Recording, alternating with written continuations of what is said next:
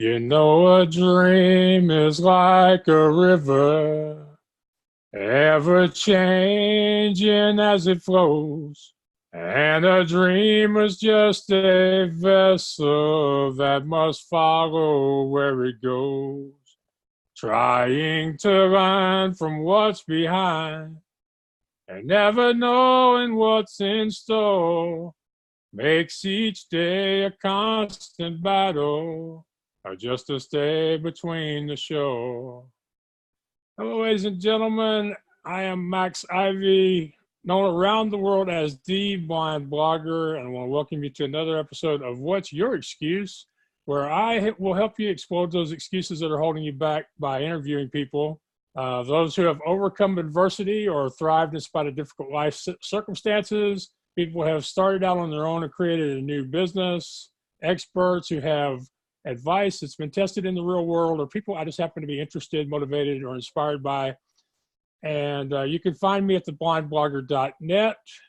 It's where you can hire me to help you get booked on podcasts and radio shows.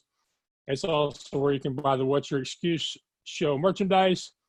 And I do want y'all to visit a couple of people who've really helped out by sponsoring the show.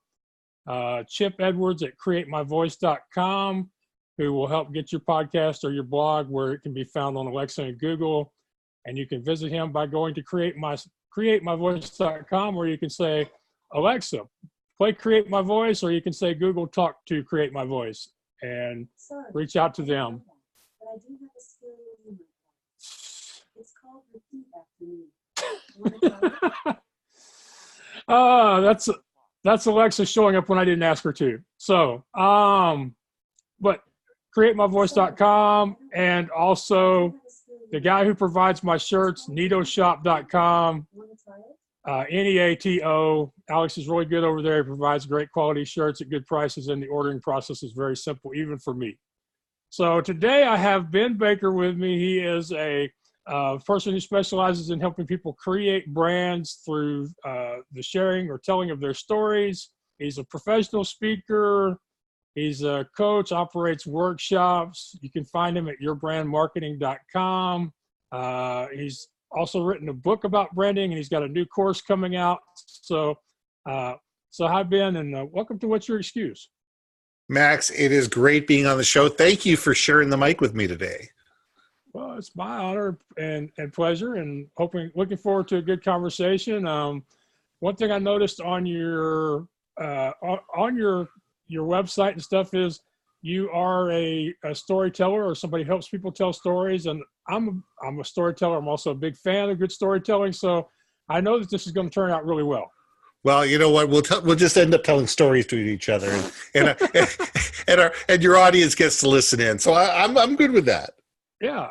So why don't you tell us a little bit about how you got into doing what it is you're doing now, and what your main focus is as somebody who creates brands? Sure. I've been in the marketing, branding, and communication space for just over a quarter century now. I left high tech about 25 years ago. I'm a recovering high tech sales guy. And I realized that I was spending most of my life in the air. You know, I was George Clooney. I was the guy that, basically left. If you were in my seat and I needed to get on that plane, you were off and I was on. I had more miles than I know what to do with. And I am very happy I don't have that life anymore. But what I realized is the part I really loved was helping people tell their story, helping new brands create that excitement, and helping people tell a story in a way that was engaging, it was relevant, and it was meaningful to the people that they were trying to sell the story to. Because most companies sit there and say, it's all about me. And the question that most companies need to ask instead is, what's the story that I can tell about myself that's engaging to the people that matter to me, the people that are my audience, the people that actually will buy from me or engage with me or compelled by me? How do I tell a story in their language that is going to be relevant to them, so they're going to listen, understand, and value me, and then want to engage? So that's the journey I've been on for about 25 years. And I've done everything from direct mail to promotional marketing to guerrilla marketing, social media marketing, you name it, I've been involved in it. And what I realized is that as I was involved with all these things, the question I kept asking my clients is, well, who are you really? What are you really about? Who do you really serve and why do they care? And it really always brought me back to brand. And about 12, 14 years ago, when I went out on my own, I guess it was, when was it? It was 2007, end of 2007, beginning of 2008. Great time to start a company, everybody. If you ever want to start a company, do it in the height of a recession. That's the best time to start a company. Just thank God for customers that absolutely loved me. And we survived. But what I realized was that until people understood who they truly were, what they truly valued, the services and the products that they actually, did offer and what made them unique, they couldn't market it. So that's where I really got involved in the brand. And over the last 5 to 7 years, we've really looked at and the challenge is most people brand for the outside. They brand for the outside company. They brand for, the people that are going to be buying your product. The problem is most employees don't understand the brand value. And because of that, they're not engaged. They don't stay with the company and they don't grow with the company. So over the last 5 to 7 years, what we've done is we've switched to internal communication and helping companies tell the story of their brand internally to be able to keep their employees engaged. So in a nutshell, that's where we came from and that's where we are today. Right. So I thought of two things there. One, I've been telling people for a long time now that people don't buy your product or service, they buy your story. So you better be really good at telling that story. And the other thing I was thinking of is that you hear this a lot in sports. They talk about how when a team fails, it's usually because the players aren't buying into the philosophy of the head coach or assistant coaches. A lot of truth to that. No, it's true. I mean, the story is so important. If you can have employees that understand the story of the brand, where you came from, where you are, who you serve, why you serve them, where you're going, and also understand where they fit in, what they specifically does is an integral part of the overall success, they're going to buy in. And that's where great cultures and that's where great companies and that's where great brands get created. And that's where great customer experience comes in. And all of a sudden you build brand champions from your clients and companies grow. But until the employees know, like, and trust the company and believe that that company has their interest at heart, they're not going to go out and they're not going to be advocates of your brand to your customers. Okay. And I think you like to say that when we don't manage this properly, that every time we lose an employee, that can cost you a company up to $100,000 or something like that. Yeah, that's statistics. And that number is pretty low. There's things that say if you lose an executive, it can be 2.5 times their annual salary. And what most people realize is they go, oh, come on, it doesn't cost me $100,000 to hire somebody. I says, no, it's not just the hiring process. It's the fact that the other employees that are around this person are having to do the work of the other person, so they're inefficient. Jobs get missed. Customers get, miffed and pissed off because that their jobs are not being taken care of properly. Employees take customers with them when they leave the company, and they take them to wherever they move to. There's inefficiencies. There's the hiring process. There's the onboarding process. There's the training process. There's the fact that new employees are going to mess up at least once, while they're learning, the culture of the new company. And that could be worth, $10 to $25 to $100,000 right there. But it's the overall investment of bringing a new employee on board.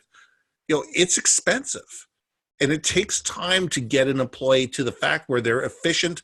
They understand the culture. They they feel like they belong within the company, and they become advocates of the brand. So it's all that time and all that effort and all those things that go along with it that can lead to it being very expensive every time every time an employee leaves you. All right. So what are maybe one thing that you think that companies do that will help retain these employees, and maybe one thing you see a lot of them doing that's causing them to not ever get to the point that these employees are considered part of their brand? You know what? It's the same word. It's leadership.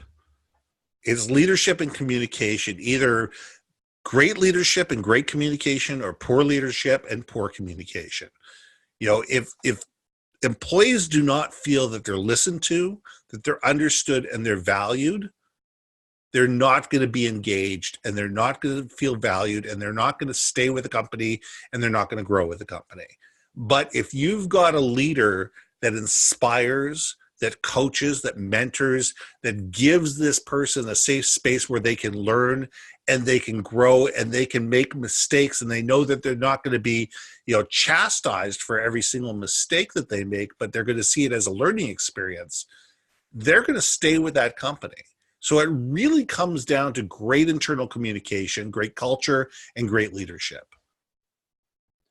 Right. And then I was listening to one of your past podcast interviews, and you talked about how a good leader will purposely train his employees to the point that he makes himself redundant at his current level, because that's the only way he can move up. Right. I learned this from a woman by the name of Nancy Richardson. Nancy used to be, if I remember correctly, she was the vice president of marketing for Lululemon at the time. And this is going back 6 or 7 years. Sorry, Nancy, I don't know where you've gone to now. But Nancy believed that, says, until you can hire somebody who can take your place, you do not deserve to be promoted. Because it's your job to not only to hire, but to train and to motivate the person who's going to take over your position, because that gives you the opportunity to say, listen, my job is done. Somebody else can do my job. I'm irrelevant in this position. My job now is to move up within this company. And, and Nancy truly believed that. And she trained 3 or 4 people that ended up taking her position along her way within various companies. And that is how she got promoted, by showing people that, it's not about me. It's about the people that I train and that I coach and that I mentor and that I lead. And my job is to make them better. And by doing that, I've showed that I'm ready for the next level. And is there possibly an example from your own coaching and training experience you could share with us to give us a little better understanding of how this would work? Yeah, I mean, when I had staff, and I don't have staff anymore, but when I had staff, you were not allowed to come into my office with a problem. You had to come into my office with a problem and 2 solutions. So you had to sit there and actually think of it and sit there and go, okay, this is the problem. This is how it's affecting either my customer, the company, whatever, or the company and the customer. Here are 2 different ways we can fix it. Ben, what do you think? And that's training people how to lead. That's training people how to think beyond, and not just coming up to me, Ben, I've got a problem, you need to fix it. It's not up to me. Ultimately, it's my decision whether we take one of those 2 decisions or we do something completely different. But I want to train them how to think of how to be problem solvers. And that was probably the biggest thing I ever did, was teaching people not to just come to me with every problem, but they had to come to me with a problem and 2 different ways that we could solve that problem, because that trained them to think at a higher level. Yeah, it's definitely a great approach. It's something that I personally appreciate, because I do believe that a lot of our progress comes down to deciding between finding excuses or finding solutions. So that's some good training that you put them through there. Now, there was one thing I wanted to ask about about 5 or 6 years ago. I think you were in a car accident. Yeah, about 7 years ago now. about 2.5 years of your life was basically involved in medical procedures, rehab, attorneys, insurance, that sort of stuff. I just wonder, how did you manage to keep your business going, or to keep moving forward when all that stuff was happening to you? Yeah, actually, it was closer to 4 years. The accident was in April 2013, and we finally settled with the lawyers, I guess about February 2017. So it was about 4 years time. And the problem is during that time, not only was I not able to work full time, if I was lucky, I was working about 4 hours a day. But at the time, I live in Canada, I'm a US citizen, and most of my clients were in the US. And I ended up losing the majority of my clients because I couldn't go down and visit them, because as the lawyers were asking doctors to poke and prod me and write evaluations and tests on me, the insurance company wouldn't insure me to move to go down to the United States, because they're saying, well, there could be something wrong with you. You're getting evaluations done. There could be something wrong. We're not going to cover your insurance. So I wasn't able to go down to the States. You know what? As a consultant, as a single person who owns a company, you have two choices. You can fold up and close the door, or you can do what you can do.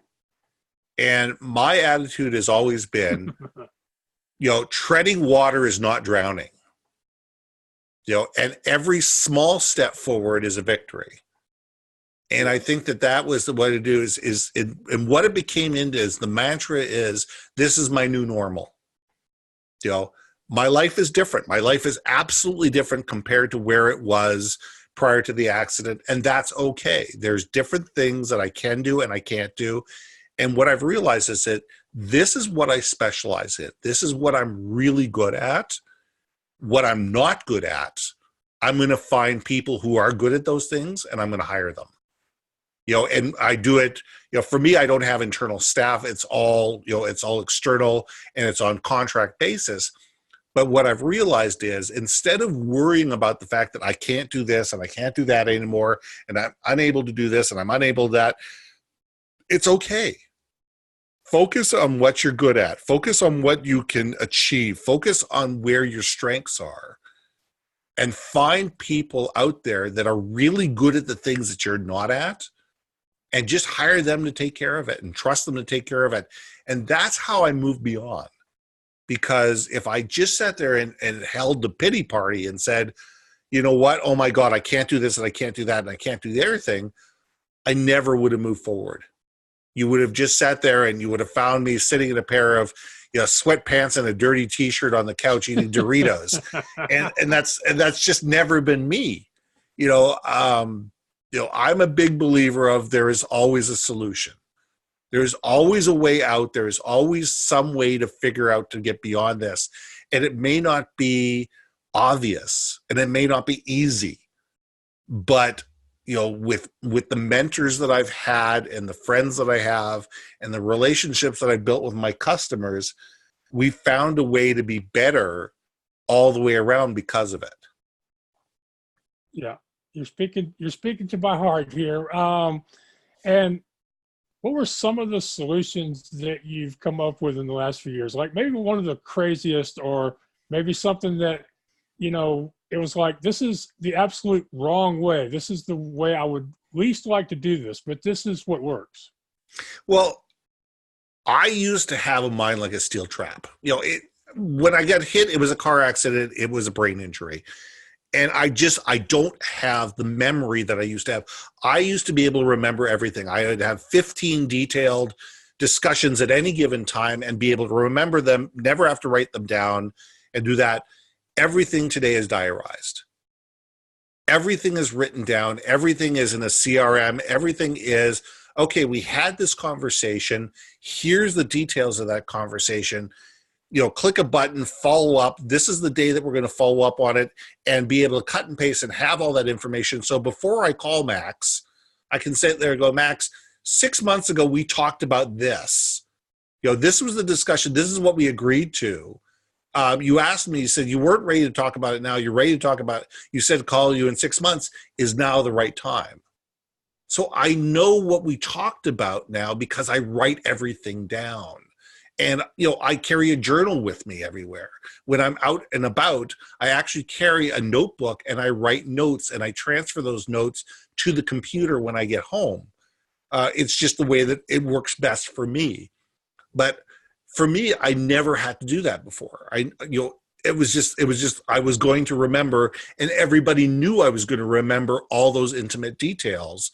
And the hardest thing for me was realizing I don't remember all the details that I can do, but I've come up with a workaround that allows me to be as effective as I was, because everything sits there in a digital data bank instead of inside my brain. Yeah, and then just one more part of this. You said you've always been this kind of a person that believes there has to be a solution. Where do you think that comes from in your personality? My dad. Absolutely my dad.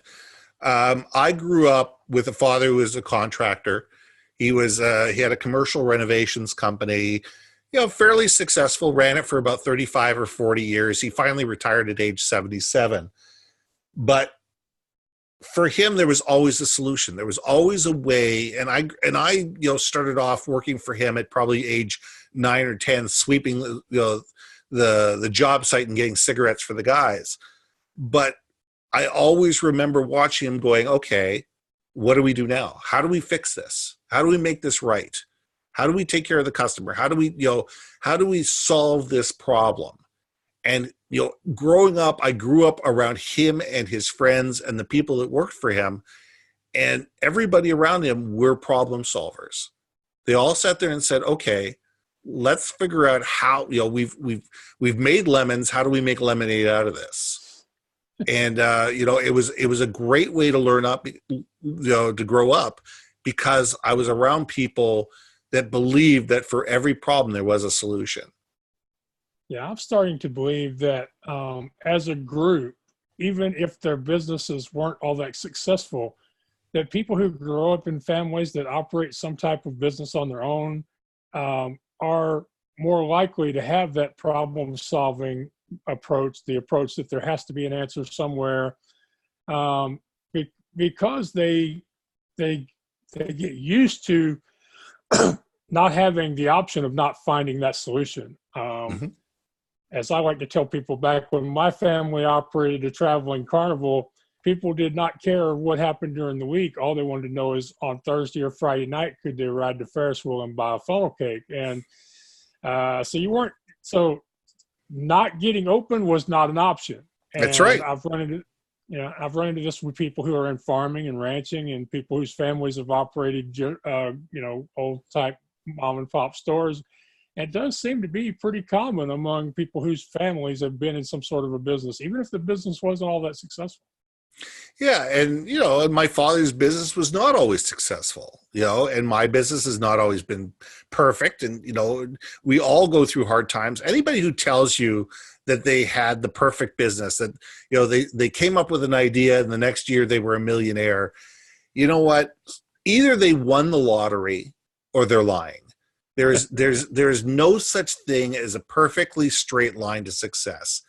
Everybody has challenges. Everybody has problems. Everybody, runs into an issue somewhere. And it's a matter of sitting there going, some people fold and some people thrive. And the ones that thrive in the crisis, the people that can sit there and say, okay, what do we do now? What are we going to learn from this? How do we adjust and how do we move forward? Those are the people that will succeed and will always succeed. And I don't care if you own your own business or you work for somebody else.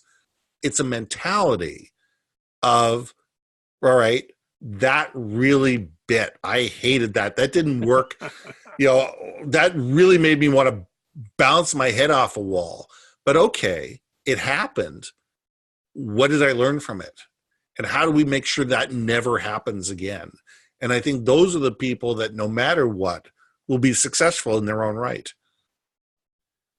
And now, is there a way that we can instill that attitude in the members of a team and in a business or in the corporate world? I think, it's interesting because I've got a brand new course online that I've created, and you can find it at courses.yourbrandmarketing.com. It's called How to Retain Employees Through Leadership. And one of the things I sit there, and one of the 10 lessons that I teach is, how do you teach people to celebrate failure? And it seems like an oxymoron, but you really need to make sure that your team celebrates failure, because everybody wants to celebrate success. Everybody wants to sit there and say, we made the $1 million, we made $1 billion, we got the new client, this, that, the other thing. What you need to do is sit there and say, okay, as a team, we tried this and it didn't work. All right, it didn't work. The world's not going to come to an end. What do we learn from this? How do we make this better? Who are the people that we didn't get involved that we need to get involved? Who did we need to get involved earlier that we didn't get involved? How do we learn from this as a group? How do we move forward from this as a group? Because most groups sit there and say, as soon as something goes wrong, the finger comes out and everybody starts pointing in a different direction. If you can teach a team to sit there and say, look, we win together, we lose together. And when we lose, we're going to sit down and we're going to figure this out. And maybe we'll have a pizza together and realize that, you know what? Let's sit there and say, how can we make this better? How can we turn this around? And just because we failed once doesn't mean that we're failures. It means that the direction that we went in didn't work. How do we shift to make this work, to turn this negative into a positive long term? And I think that a good leader teaches the team how to fail in a way that sits there and says, you know what? It's not over. We're at halftime. Where do we go from here? Yeah. So very important, and I'm glad you took the opportunity to remind me about the course. It does sound like it could be very helpful to lots of businesses, not just to the bigger ones that we would associate having a team. Now, if I'm not mistaken, you have you've talked about social media at one point or another, as far as the effect it's having on people, or the way we see ourselves, or we see whatever it is we're feeling in the social media, because that's where the algorithms work, or something like that. Yeah, I mean, the problem with social media is that we get more of what we want. And we're just fed more of what we want. If you click on one article about Harry and Meghan Markle, all of a sudden you're going to start getting 1,000 articles about the royal family. If you do something about guys with Ferraris, all of a sudden you're going to get 1,000 articles about guys with Ferraris. The algorithm sits there, and social media is designed in such a way that you get more about what you're looking for. The more you look for stuff, the more of it you're going to get. So the problem is, you have these Gen Zs, millennials, even Gen Xers like myself, who sit there and they look at their social media feed and they sit there going, well, why is this person a vice president and why am I not a vice president? Why does this person have a big house and why don't I have a big house? Why does this person have, the vacation home in the Bahamas and I don't, or goes on this holiday and I don't? Because, what we're seeing is 1/10 of 100th of 1% of reality. But that's all we're seeing. We're not seeing what really happens in this person's life, because how many people in social media talk about the bad things that happened in their lives on social media? Everybody talks about how great they are and how successful they are and how wonderful they are, and everybody glosses over the hard parts, the bad parts, because they just want to talk about their successes, and that's that's human nature. But if we don't realize that, there was a lot of heartache and headache and angst and anguish and stress that went into this person getting that Ferrari or the $10 million house or whatever, we'll never see the real picture. And we'll never sit there and say, we're always trying to, judge our success on the perceived success of somebody else.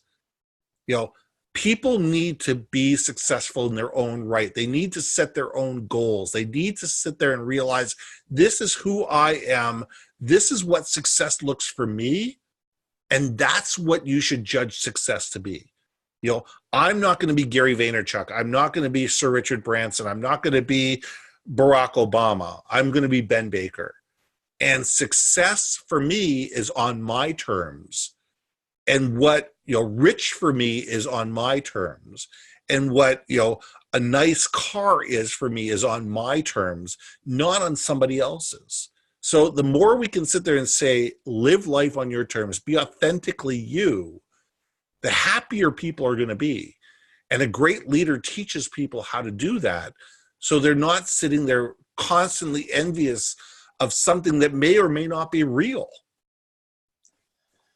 Yeah, I am, me personally, I'm well known for sharing the good and the bad on my social media accounts, to the point that more than one coach has asked me, Max, I know you want to be authentic, but could you be positively authentic? Which I think means, could you use some more positive words to express what's going on in your life? And I'm like, well, I censor myself in my brain enough as it is. If I start, wanting to write everything in a positive expression, then it would get even worse. The other thing that came to my mind while you were talking was, a few years ago, I was watching an episode of NCIS, and they had a guy on there that was wanting to commit suicide because his life was terrible. And one of the characters on the show talked him out of it by using this reference. He said, on social media, there's no B-side. And he said, if you remember back when we used to buy 45 records, there'd be the song on the front of that little record was always a good song. The song on the back of that record was usually garbage. Yeah, it was. And so, there's no B-side in social media. And I think what you were saying there is a perfect expression of it. We've got these people who post nothing but the great stuff, and it looks like everything in their life is perfect. And we have no way of knowing what their emotional or physical well-being is as a result of accomplishing that goal. Yeah, it's true. And you know what? You never know what happens to them as soon as they sign off social media. It's like the great keynote speaker. And I do keynote speaking, I do workshops, I do consulting. But when you get off a stage, people sit there and go, oh, wow, that was incredible. But they don't know the hours and hours and hours of, agonizing over which story am I going to tell? How am I going to make this relevant to this audience? How am I going to connect with these people? How am I going to create visuals that resonate with these particular people? Because when I do a talk, the bare bones of the talk may be consistent, but I always, customize my talk to the audience that I'm in front of. And people sit there and go, wow, it was so simple, it was so easy, and you were so good. But they don't realize the amount of work that it takes in the background to make it look seamless, when I'm up there on stage. Yeah. So it sounds like we're both storytellers when it comes to our speaking style. And I think because of that, more than once I've had people talk to me after a talk of like, you don't look like this is even a big deal to you. Like, this is just another day, another step, another walk in the park or whatever. And I'm like, well, for me, it's all about being on mission. I'm so focused on what I'm doing that there really isn't time in my brain for fear. But I hadn't really thought about it from your point of view, that you've spent all that time agonizing over it beforehand, that when the event actually happens, it's really not that stressful to you at that point. No, because by that time I know the stories I'm going to tell. I know, the basic idea of who's in the audience. Because when I'm telling a story, going back to our original conversation about storytelling, it's all about the audience. It's all about the people that you're telling the story to, and how do you make it relevant to them. So I am so concentrated on making sure that I connect with that audience and that it's relevant to those particular people, and they walk out the door with something that they can grab a hold of, it resonated with them, and they can act upon. That it's not about me anymore. It's not about, it's not about the number of people that are in front of me, or the bright lights, or the cameras or whatever. None of that matters. To me, it's about afterwards sitting down with those people and saying, you know what, that really resonated with me. I'm going to be able to go out and do X because of the conversation that you had with us on stage. And it takes a lot of effort ahead of time to make sure you understand who the people are that you're talking to. And then once you're on that stage, which is like being on social media, you're just talking to your audience. You're just having a conversation. And that's why I love podcasting so much, because it's all about listening to the people that you're talking to, caring about them enough, and understanding how are you going to make their lives better. Yeah. The other thing about it is as long as you remember it's just a conversation between two people, no matter how many people may hear it down the road, you can have a real connection. You can learn some things from each other. And I rarely have a show where I don't learn at least one thing or get reminded of something that maybe I haven't been so mindful of recently. And something that occurred to me is, for those of y'all who don't know how this happened, me and Ben met because we were doing a conversation on Twitter about booking speaking events. And somebody was so happy about a friend of ours getting a great opportunity to speak in London, England this week or next week or something. Yeah, shout out to Maura. Yeah, shout out to Maura Sweeney, the happiness ambassador, one of the greatest friends I've ever made in my life. Thank God. Yeah. MauraForYou.com. And somebody said, yeah, I need to get you to book for me or I need to get an agent. And Maura's response that was my joke to her. I said, I need your booking agent. And her response was, I don't have one. I get these bookings because of people I've connected with over the years who feel like they've connected with me through my online content, and they find me and they say, hey, you need to come to my event, or you need to go to so-and-so's event. And she even went further and said that she has never gotten a serious booking through any of the speakers bureaus that she's part of, and that most of the bureaus she's talked to are like talking to most of the publishers nowadays. If you don't have a huge platform already, they don't want to work with you. So I just think that's really funny, because a lot of people would assume that Maura must have some sort of secret weapon, or she's got a great agent. There has to be some reason why she's getting those. And it really comes down to personal connections, storytelling, being authentic out online, Yeah. She is her own secret weapon. She truly is. I mean, she is being authentically her. I mean, that's what it's all about. I mean, that's the premise of my book, Powerful Personal Brands. It's about understanding who you are and just being you. And the more people understand who you are, and whether you're in front of one person, 1,000 people, social media, on stage, whatever, people are going to resonate with people that are authentic no matter where they are, where the message is the same, the person is the same. You look people in the eye, you shake their hand, and you're genuinely interested in them. They're going to be interested in you. And she's amazing that way. Yeah, she is. And she started out life planning to be an attorney, and was pretty close to completing that process when she decided this isn't who I want to be or what I want to do. And she's really been amazing from there forward. And, it's really cool when you can connect with people like that through social media. It makes all that other crap on Facebook and Twitter worthwhile when you connect with a Maura or an Alex Okoroji or a Ben Baker. So tell me a little bit more about your book and some of the things that you've come to the conclusions as far as how that book came about and what you hope people will learn from it. Yeah, the book is a year and a half old, or almost a year and a half old. I launched it in September of 2018. The book came about because I do a lot of mentorship and a lot of coaching up at the university level. And about 3 or 4 times a year, I go up to the university for a day, and I work with third level business students on networking skills and interview skills. and we run Okay. them through. They come up to you. They gotta pitch you through a network thing, and then they have to go through a couple of interviews with you for a day. It's a lot of fun, and some of these kids are brilliant. Some of these kids are absolutely brilliant. The problem is most of them can't tell you their own story if you paid them $1 million. They sit there and go, well, I graduated from this school, and this is my GPA, and these are the courses I took. But it's not telling people to say, okay, I took this because I wanted to learn this, and this is how I can be valuable to you because of this thing, this, and this that I learned. And I really think that we could do this together. They don't have that skill because they just don't have a life experience, and no one's teaching them this.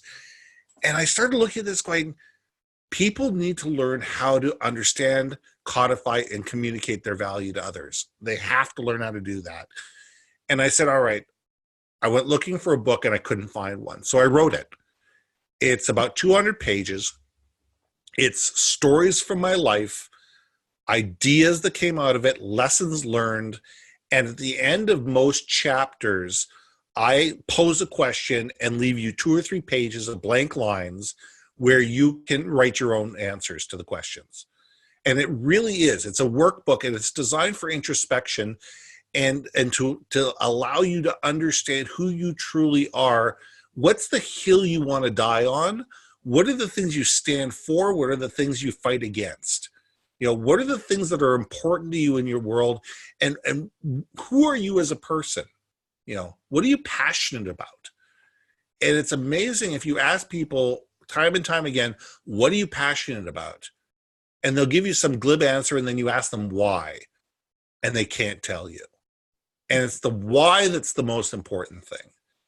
And that's what I try to get through this book, is getting people to understand. It's that Simon Sinek, start with why. What is your why? We understand what you do.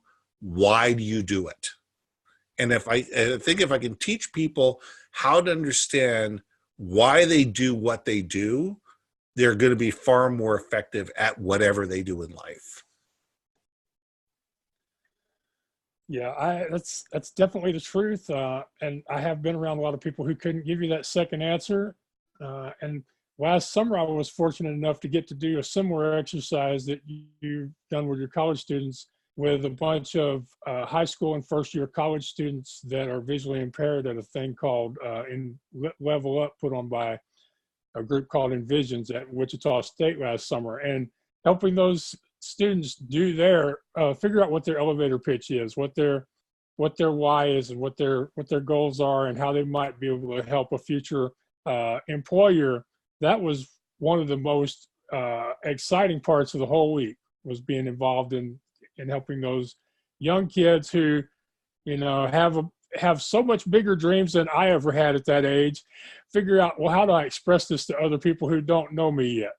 Absolutely. And that's so important. It is so important to be able to sit there and say, okay, over a lifetime, I've amassed a certain amount of knowledge, made a lot of mistakes, been down a lot of holes. How do I help other people avoid those holes? How do I help them make their lives better? How can I be there for other people to help them be better versions of themselves? I don't want them to be better versions of me. I want them to be better versions of themselves. Yep.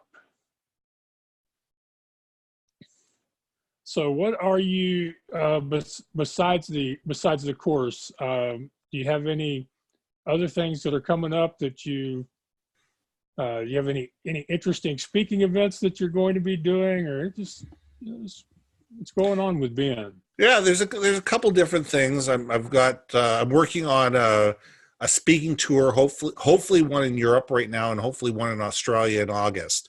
So we're at the early stages of both of those things. I've got people working on them right now to be able to put together 2 or 3 weeks in Australia, in Sydney, Brisbane, and Melbourne. Hopefully that's going to come through, and be able to do some keynote addresses and some workshops, and also do the same thing in Europe, probably later on in the year. And, I really like doing the combination where you do a keynote the night before, and then you do a workshop the next day for a client facing keynote address, and then a workshop for the staff the next day. It's a really fun experience, and really adds value. So those are the type of projects that I tend to do mostly of. Okay. Now, one of the things I am known for is asking questions of my guests that answer questions that I want to ask. So I cannot not ask you this. How does somebody go about scheduling a speaking tour in the US, much less in Europe and Australia? I mean, how does that happen? You know what? A lot of it comes down to strategy, conversations, and objectives. You have to sit there and say, okay, who are the companies out there that I want to talk to? First of all, be able to sit there and figure out a region. Where do I want to go? Because you don't want to be going from, in the States, from LA to New York to Houston to Miami back to Seattle and this. You want to be able to, to do it in a logical fashion. Right. What I like to do, and what I'm trying to do more and more, is find larger companies with offices across the United States or Canada, and be able to sit there and say, we'll speak for you in 5 or 6 different cities and do a road show.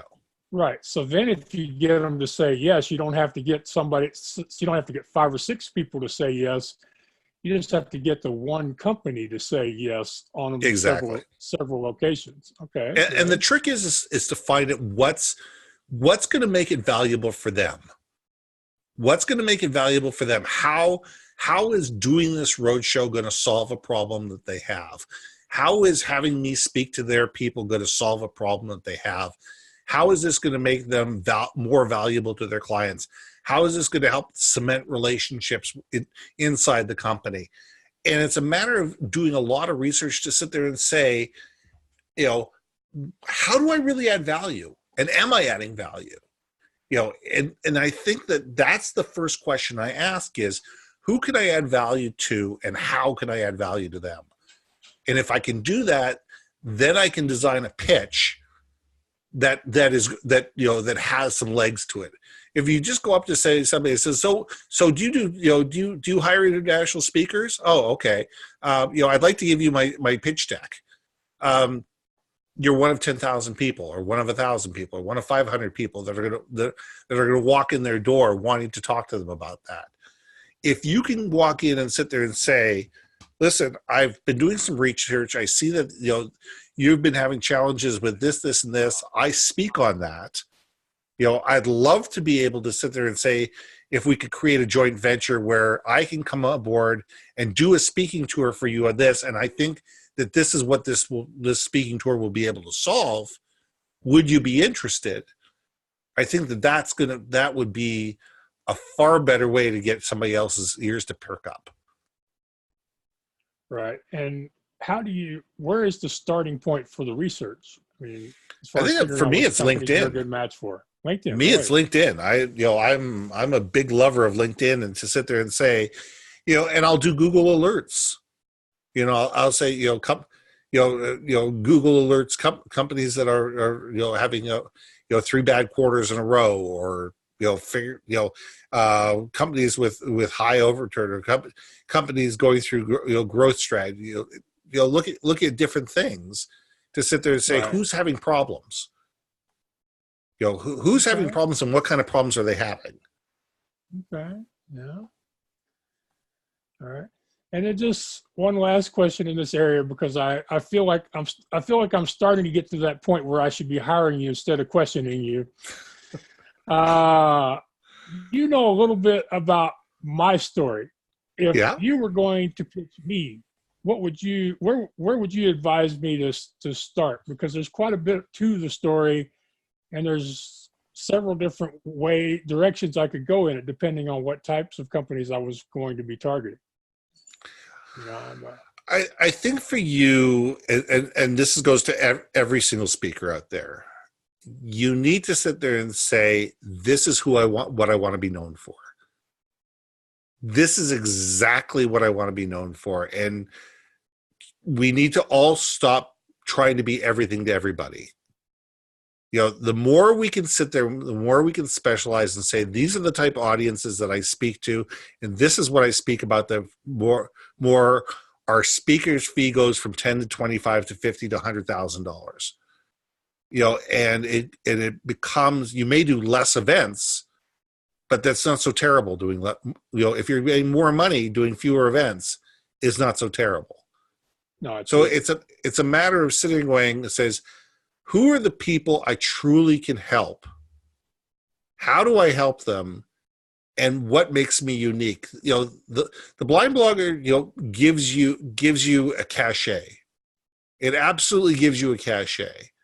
The fact that you talk about overcoming adversity, gives you cachet. The fact that you have the story of being in the carny business gives you cachet. The trick is how do you sit there and say, what type of organizations are companies that are going through challenges, that are facing adversity and are looking for ways to come around the other side? Okay. And those are the people that you need to be talking to. Okay. And I really do appreciate this, because I understand this is what you do for a living.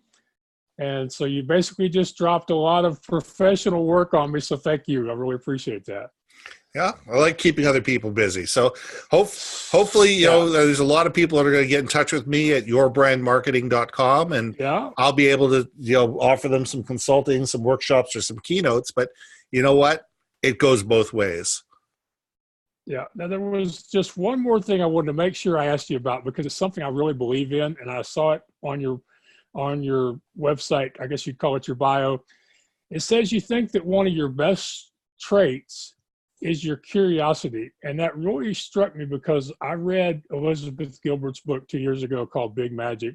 Yeah. And in there she shares a story about how she got out of a writing rut because she got curious about the flowers in her garden.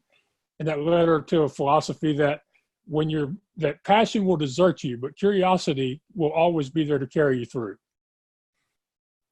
I love that. That's a great quote. I'd actually forgotten that quote, but that's a great quote to have. Curiosity leads me to ask that one more question. And sometimes clients get frustrated because I sit there and say, well, what do you mean by that? Or why do you do that? Or, okay, you've always done it that way. Why? What's the history behind this? And for me, it's always trying to figure out another piece of the puzzle. Because my attitude is, my job as a consultant, my job coming in, is to sit there and say, I don't know everything. A lot of consultants walk in the door saying, I'm the pro from Dover, I know everything, I can fix your problem. I walk in the door, sit there going, you're a unique business. You've gotten to this point because of things that you've done in the past. I need to understand the past. And I also need to understand where you want to go before I can help you build that bridge. So I need, the more questions I can ask, the more curious I can be, the more I can sit there and say, well, why? The more valuable I become. Well, I really appreciate you taking the time to sit down with me today. This happened very quickly, pretty much overnight. But it did. The way our conversation was going on Twitter, when you said, Max, I want to go ahead and do this, I thought, well, we might as well. We need to go ahead and do it, because it kind of speaks to my brand, because I like to say sometimes that procrastination is just another type of fear. So, part of me was like, let's put this off. But then the rest of me was like, we're getting along so good on Twitter. We might as well, let's go ahead and do this now. So I appreciate it. And I think it went really well today. And I think you've shared a lot of things that are going to have my listeners, maybe they won't take action, but I think they'll at least be thinking about things in a different way. I think you challenged them quite a bit with what you shared with us. Well, and I think that, nobody should be taking action right away. People should be sitting there going, okay, let's reflect. You can't spend all your time on strategy. You can't spend all your time in reflection. Eventually, you need to actually do something. And even if you don't do it right, you can always fix it. But the companies that just sit there and say, okay, I'm just going to strategize and try to make it perfect, there is no perfect. There is no such thing as perfect. There's Rev 1.02537 for a reason, and Rev 2.842 for a reason. You know what? We're always supposed to be augmenting. We're always supposed to be experimenting. We're always supposed to be sitting there going, how do we make this just a little bit better?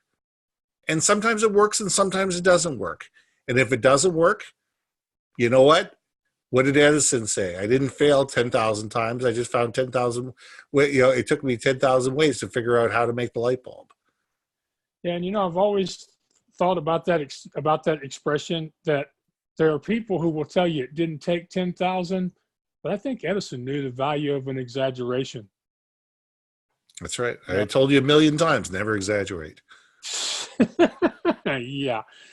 I've really appreciated it. I've had fun talking with you, Ben. Why don't you finish up by reminding people how they can find you and where they can get your course?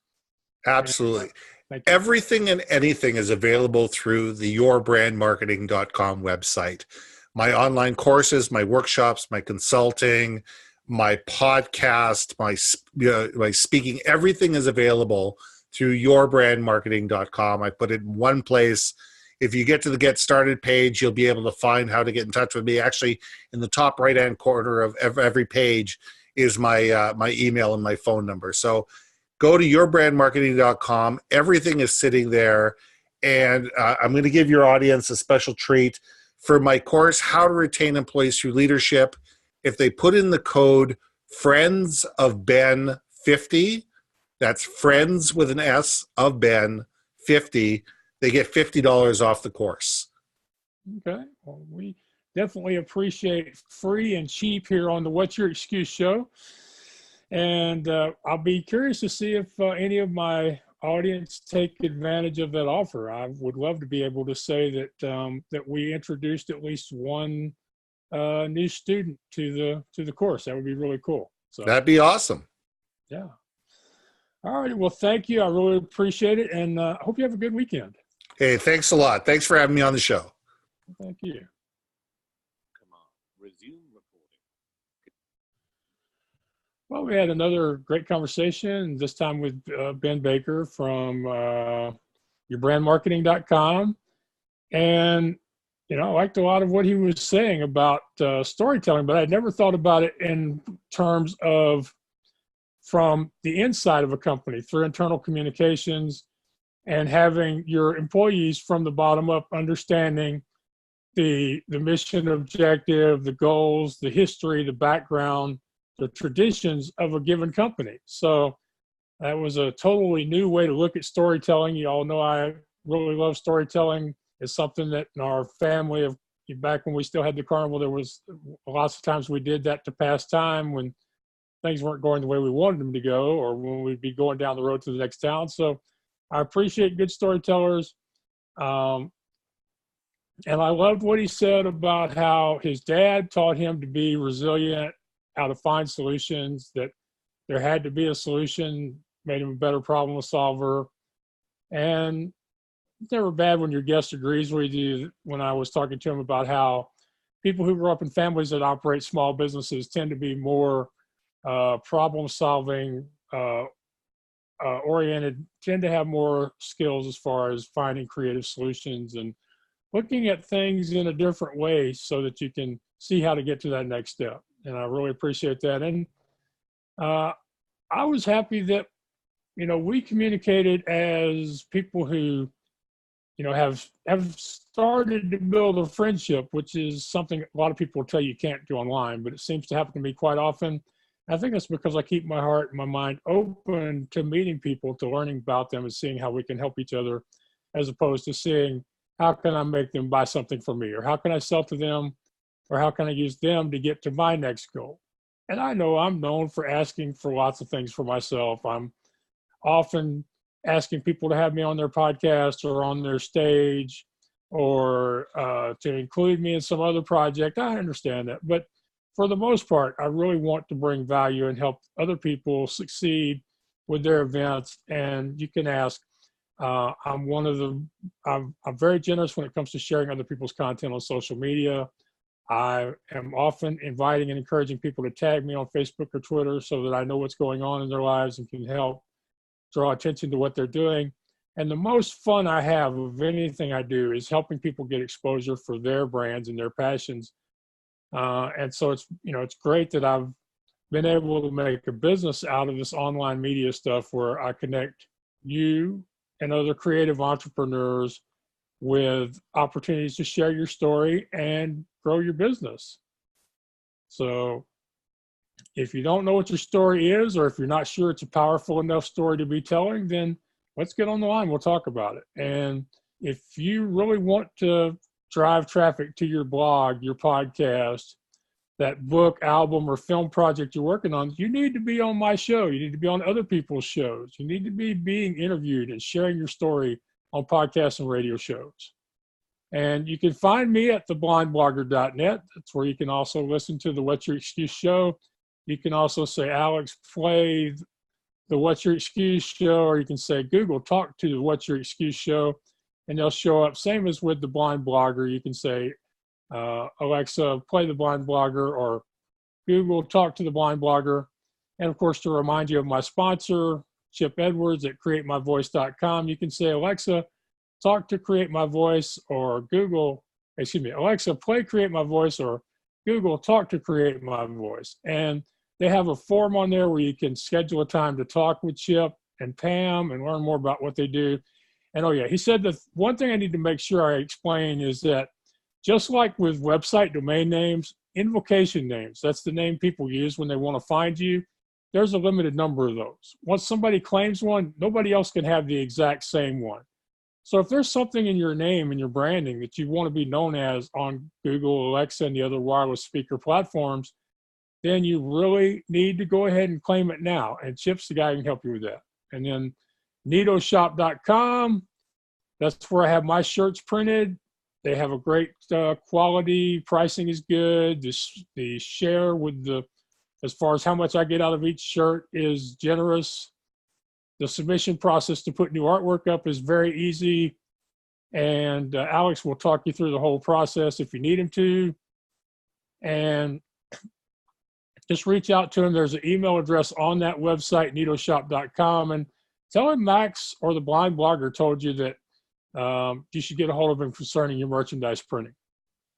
Okay, theblindblogger.net. You can reach out to me for public speaking. You can buy the merchandise at the What's Your Excuse store.